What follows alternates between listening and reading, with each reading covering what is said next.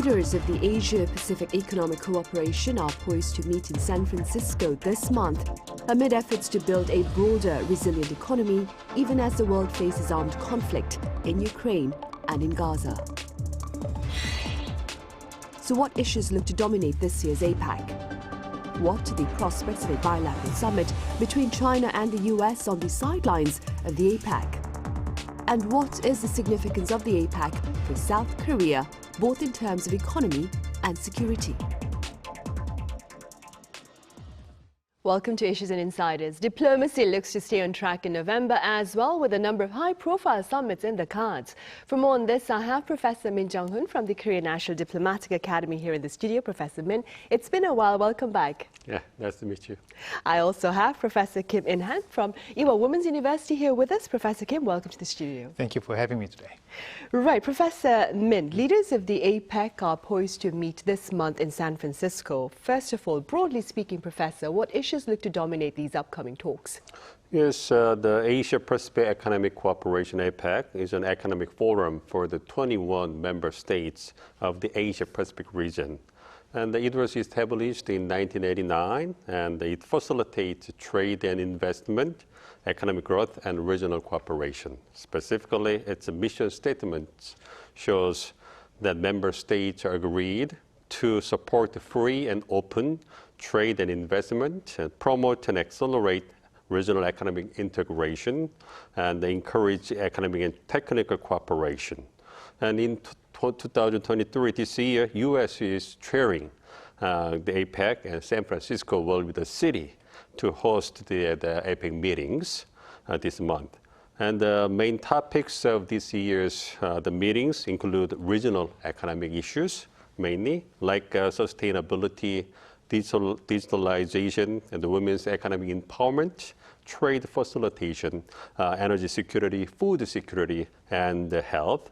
And along with the regional economic issues, it is also likely that ongoing important global issues like Israel-Hamas war, the war in the Ukraine, and the climate change will be also discussed at the meetings.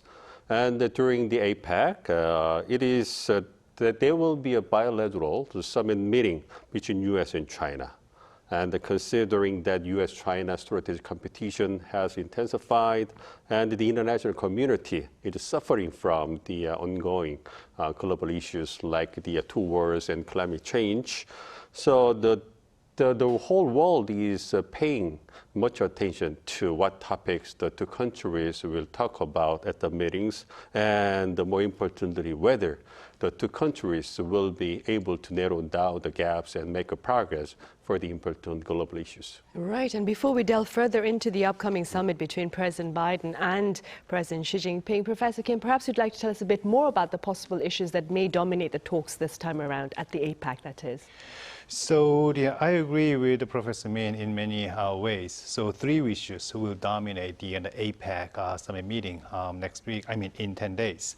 So the three issues I can pinpoint, that is one, US-China rivalry, and the second is economic trade issues, and the third is Israel-Hamas conflict. Especially let me start from the U.S.-China rivalry. So member states will call for, it is time to ease tension. It has been like for 5 years and 6 years.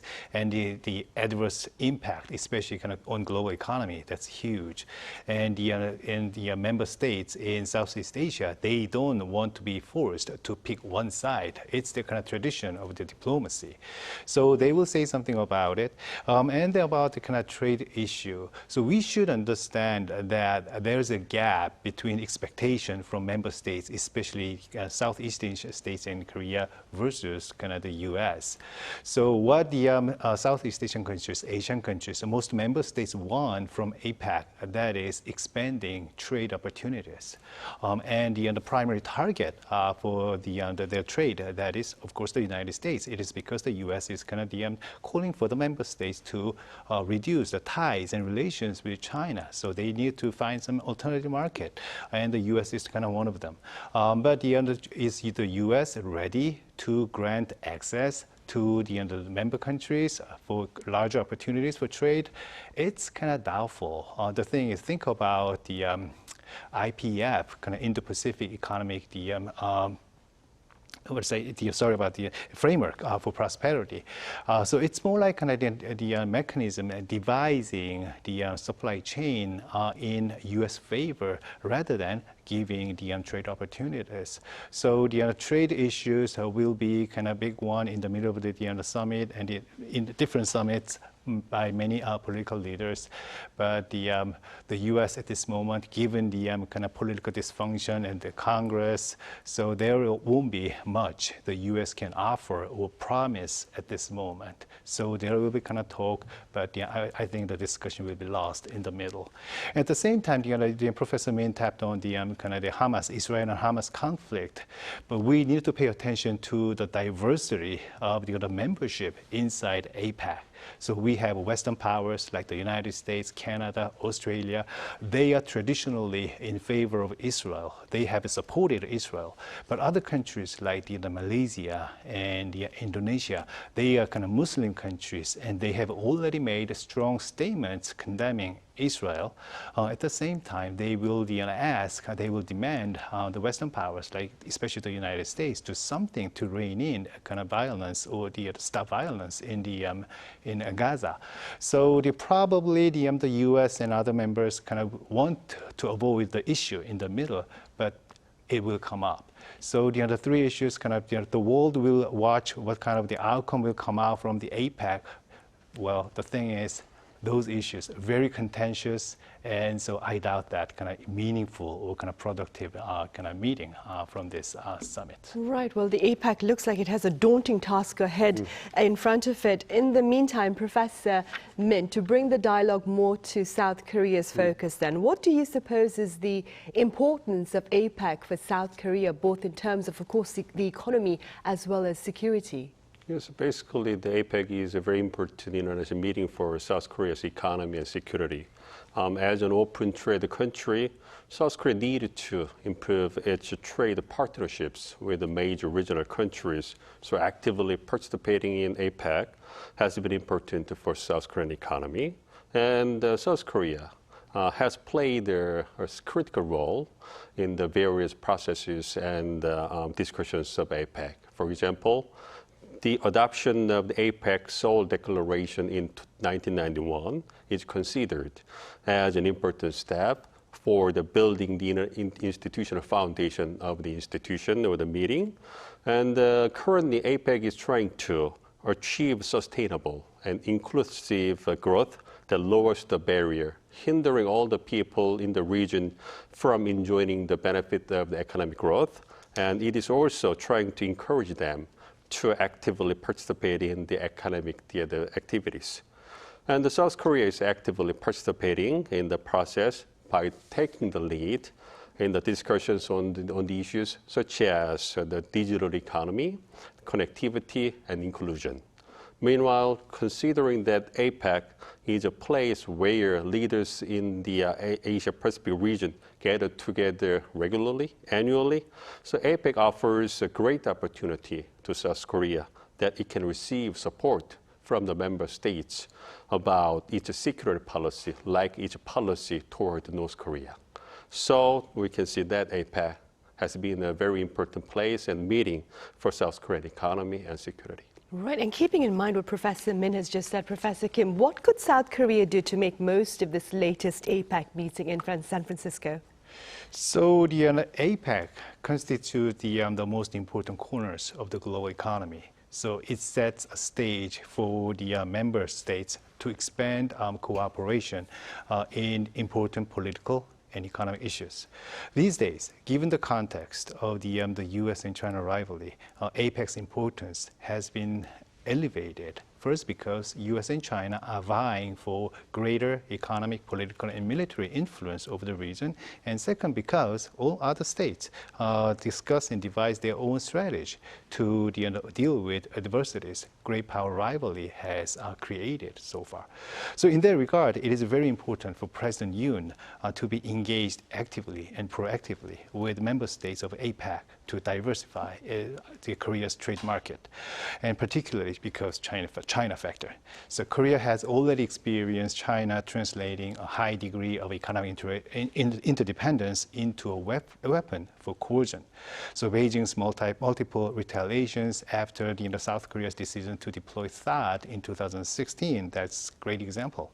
So Seoul is constantly exposed to China's economic coercion, and China is geographically very close neighbor, and Beijing has long been Seoul's largest trade partner. So, and these days, Seoul has made it clear that it stands with the United States. It is kind of faithful ally of the United States, sharing not just strategic interest, but also political values. So Seoul's pivot to Washington has made China, Beijing, very uncomfortable. So depending on where the rivalry goes between the US and China, another economic coercion from Beijing may come anytime. So this is what Seoul should be prepared. So that said, APEC offers a great venue to explore economic cooperation and diversify the trade markets. So particularly ASEAN countries are important, and Korea has found an alternative market in South Asia when confronted with the economic pressure from Beijing a few years ago. So President Yoon will have to convince partner countries in Southeast Asia that Seoul's engagement with ASEAN countries will be continued, will be stronger and consistent. So Seoul needs to ensure the ASEAN countries that Seoul is a player in the area, not a bystander. Right. And beyond national interests, Professor Kim, as we mentioned earlier, US President Joe Biden and Chinese President Xi Jinping are poised to meet on the sidelines of the APEC Summit. Now, pundits are hoping that this particular summit between these two superpowers will show that ties between Beijing and Washington are stable, if not improving. What are your hopes? But personally, I strongly hope that the upcoming bilateral summit between the two countries at the APEC will be the turning point that can significantly improve the relationship between the two countries. But unfortunately, the reality tells a very different story from my hope. Most experts, including myself, do not expect that the two countries will improve their relations significantly at the APEC summit. Because it's mainly because they have very contrasting opinions on the major issues such as advanced technologies, global supply chains, the security on Taiwan Strait and South China Sea, and other things. And these topics consist of both countries' vital interests, and neither country is willing to give in their interest in any of them. So I think that they will just exchange their opinions about them at the meeting and just to say goodbye. So few compromise will be made there. Meanwhile, both countries seems to agree that they need to manage their relationships to prevent them from confronting extreme military situations like the serious military engagements and escalation to a full-scale war around the Taiwan Strait or the South China Sea. So I think that there is a high probability that the two countries will agree to establish a military hotline between them. And I think that that will be the major achievement for the summit meeting. That should be it. But last but not least, they will also talk about the major global issues such as Israel-Hamas war, and the war in Ukraine, and climate change, and other things. So I hope that they will agree to take more roles to resolve these important issues, although they have a little bit contrasting point of views about them. Right. And Professor Kim, what are your prospects with regard to the planned summit between these two leaders? Do you suppose the summit itself will perhaps put to rest, some rest that is, of the broader uncertainty over global stability? So yes, a summit, should it occur, then the summit will offer the U.S. and China a moment to reboot their relations. But here's kind of interesting thing. 3 days ago, when the White House announced there will be or kind of can be kind of summit meeting in San Francisco. So it's kind of the statement is very interesting. So White House says Biden, members of his national security team, and Chinese Foreign Minister Wang Yi had an agreement in principle for the summit in San Francisco. And Chinese government also keeps a suspension. This is kind of interesting. This is what they said. The two sides agreed to work together to achieve a meeting of the two heads of state in San Francisco. It sounds like the meeting is not set yet. But let's say that, but I heard that already Chinese delegations made a reservation for hotel rooms and everything. So we assume that Xi Jinping will be there. But still, the details are not yet known. I mean, it will be kind of sideline meeting or it will be kind of standalone meeting. So depending on the format for the meeting, so the quality of the discussion will be very different. So this is kind of one thing we need to keep in mind. But anyway, we live in the world where the kind of U.S.-China rivalry kind of continued for the past 5 years, and especially this year, the relations. So we saw the relation went free fall. So a good example was kind of the flyover of a spy balloon over the mainland of the United States, and later on, the U.S. fighter jets kind of took off and shoot it down. So I think that's kind of symbol of where the U.S.-China relations stand at this moment. But so the relations are very strained at this moment. However, it is important to note that Washington and Beijing have been trying to repair ties for months. So when we dial back to last summer, we saw that kind of high-ranking officials, including Yellen, Secretary of the Treasury, she visited Beijing with other high-ranking officials. And then this fall, the U.S. political leaders, including bipartisan delegation of the U.S. senators, led by the Majority Leader Chuck Schumer, they visited Beijing. And what about California Governor Newsom? He also visited Beijing. And it is interesting that Xi Jinping, he greeted those people. And it is very interesting to see that according to the traditional Chinese diplomatic protocol, Xi Jinping was not supposed to be there. But he was there, greeted people. So it's kind of, he met people. So it's kind of sign that China is also interested in kind of relaxing, easing tension between the U.S. and China. So recent developments are kind of positive, but I don't want to be overly optimistic at this moment because still Beijing and Washington are very divided in many issues, as Professor Min already mentioned. So Ukraine thing is kind of a thorny issue, and Taiwan is another one. And what about Israel and Hamas? And recently South China Sea issues. So there are many things to cover. And when they have a meeting, they will be busy talking about many different things. Right, busy to say the least then. Professor Min, also this particular month, that is November, President Yoon Suk-yeol will be traveling to the UK to mark 140 years of diplomatic relations between Korea and the UK. What can you tell us about Korea's general ties with the United Kingdom? Yes, basically, the presidential office announced that President Yoon will make the state visit to the UK during this month. And it also said that this upcoming visit to the UK is significant because, as you mentioned, it marks the 140th anniversary of the establishment of diplomatic relations between the two countries, the South Korea and the UK. And the UK is one of the main actors and has been South Korea's important economic partner in Europe. Specifically, the bilateral trade between the two countries shows that they exchanged products like in 2019, electric vehicles, passenger cars, other automobiles, part of aircraft, and platinum and medicament, like medical supplies. They exchanged those important economic products. In addition, they also they have been important trade the investment partners. For example, in 2019, South Korea's investment in the UK was over $18 billion, while the UK's investment in South Korea was about $21 billion.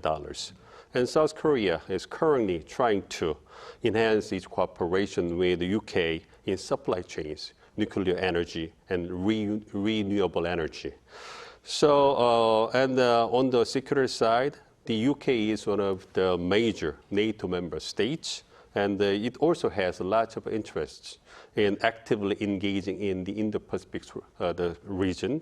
So enhancing security cooperation with the United Kingdom will be very beneficial for South Korea. Right, indeed. And Professor Kim, in what other areas do you suppose can Korea and the UK perhaps further seek to enhance their bilateral ties? So I would like to point out first that this invitation, the state visit to London, it is an invitation by King Charles rather than the Prime Minister. So it will be more kind of iconic and symbolic rather than substantial. That's kind of bottom line. But the thing is, I think this event and this invitation is important because South Korea is recognized as an important country among fellow democracies around the world. I think that's kind of the most important meaning of the visit to London. And the thing is, President Yoon, during his visit to Washington, D.C. in April, he was a rock star. He's kind of singing the song of the American Pie was viral over the internet. So he won internet, he became a star there. But we wouldn't expect such kind of diplomatic event at this time because this is kind of Buckingham Palace, not the White House. According to some British sources, an article like Telegraph, they said that it is possible a string orchestra will be playing in the scene, in the backdrop, not a musical band. So we won't see such drama at the end of this month. But the possible area for cooperation between the UK and Korea, I think that is kind of maintaining the partnership in guarding existing international order. So President Yoon Suk-yeol has promised that South Korea will play a larger role in international politics, and global pivot state epitomizes his vision. And he has pledged to stand with the fellow democracies. And that said, UK is a key player in the existing international order, and it is a big player in the camp of liberal democracy. So in the meeting, by meeting King Charles and having discussion about kind of international politics, they will confirm that both countries, England and Korea, they are key stakeholders in the existing international order and play a responsible role in keeping the order stable and creating environment for the world to be more based on kind of rule-based. I think that's what we see. And another point I would like to make is the interest in North Korean nuclear issue in Europe is kind of declining because they are preoccupied with the immediate crisis, Ukraine war. So I would say President Yoon would have a chance to ask for continued support from the UK to resolve the nuclear crisis, North Korea's nuclear violation with the NPT and the nuclear challenge. Right, of course, reiterate the importance of focusing also on North Korea's potential threats then.